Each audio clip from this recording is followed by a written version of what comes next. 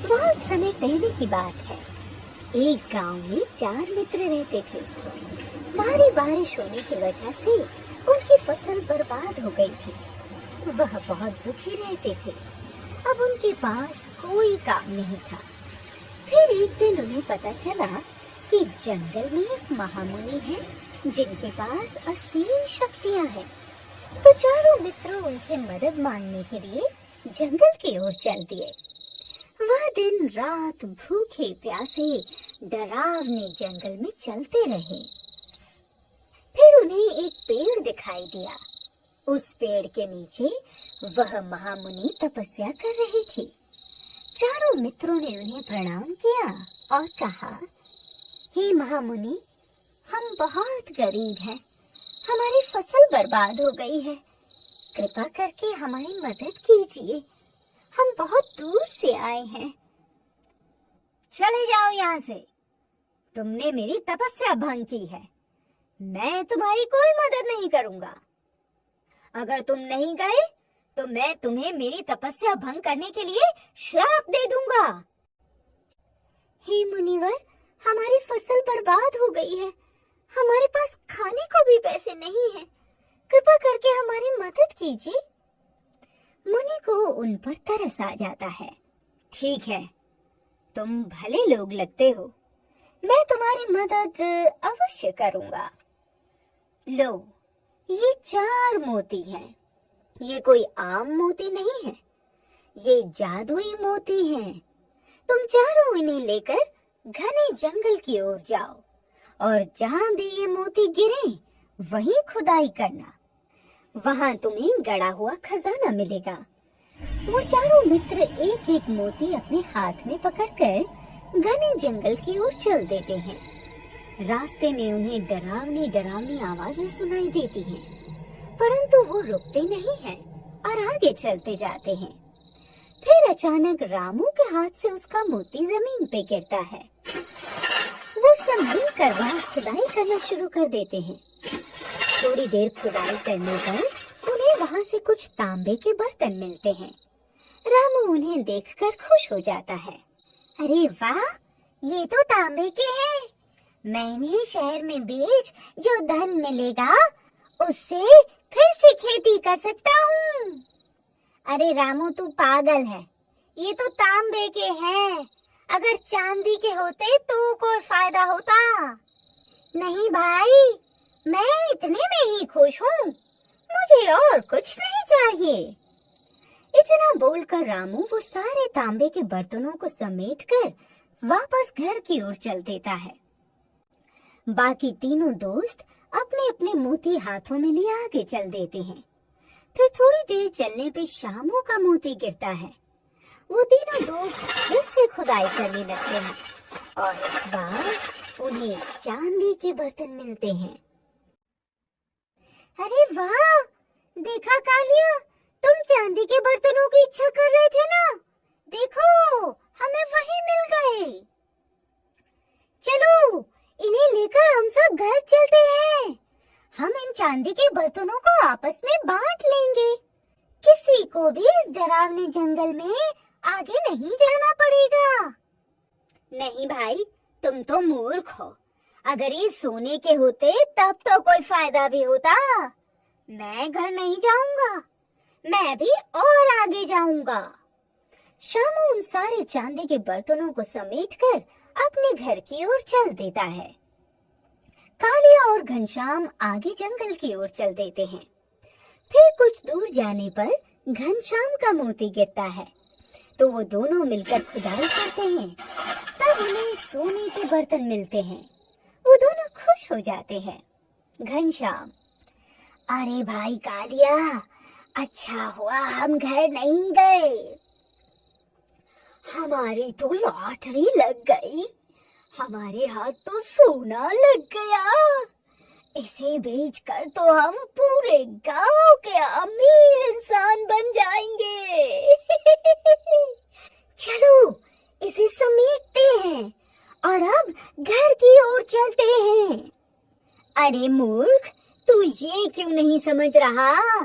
पहले हमें तांबा मिला, फिर चांदी, अब सोना। तो जरूर आगे जाकर मेरी किस्मत में हीरे लिखे हैं। तू जा, मैं और आगे जाऊंगा। ठीक है भाई, जैसी तेरी मर्जी, मैं तो घर चला। ये बोलकर घनश्याम भी अपने घर की ओर चल देता है और कालिया अकेला उस भूतिए जंगल में आगे की ओर बढ़ता जाता है। फिर कुछ दूर चलने पर उसका मोती भी उसके हाथ से गिरता है। वो वहां खुदाई करता है। खुदाई करते करते वह बहुत बड़ा गड्ढा खोद देता है, परंतु सोने चांदी की चमक दूर दूर तक नहीं दिखाई देती। फिर अचानक उसे जोर जोर से डरावनी हंसी की आवाज सुनाई देती है।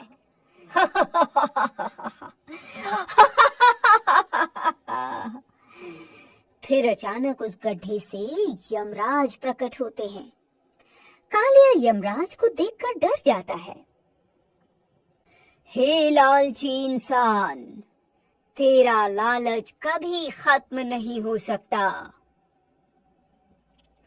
तुझे जितना मिल जाए वो भी तेरे लिए थोड़ा ही पड़ता है, और तू हमेशा और पाने की इच्छा करता है। बस अब बहुत हुआ, तेरा समय खत्म।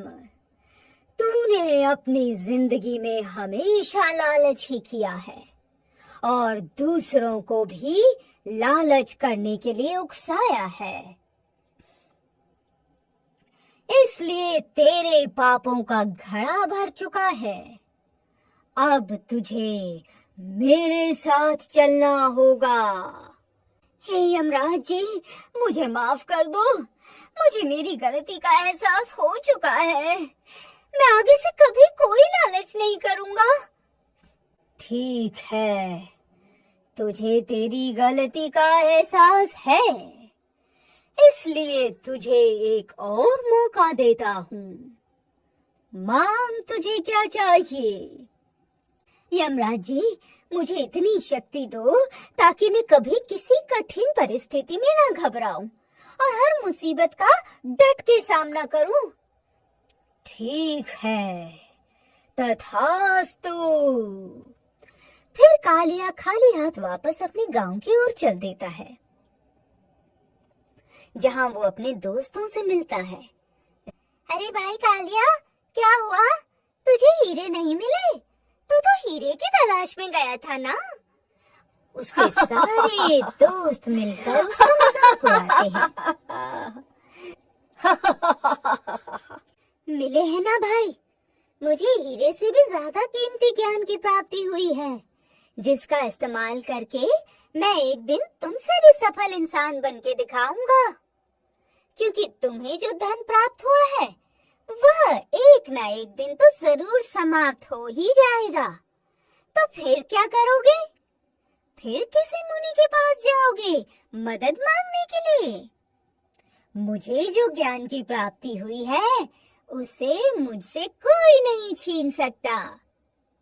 फिर वह अपने दोस्तों को भी समझाता है कि बिना मेहनत से प्राप्त हुआ धन ज्यादा समय तक साथ नहीं रहता। उसके समझने पर उसके तीनों मित्रों को भी उनकी गलती का एहसास होता है और वो तीनों अपने अपने धन को दान में देने का निश्चय करते हैं। फिर वो अपना सारा धन गरीबों में बांट देते हैं और अपनी मेहनत और लगन से फिर से खेती करने लगते हैं और धीरे धीरे ही सही उनकी आर्थिक स्थिति पहले से बेहतर होने लगती है।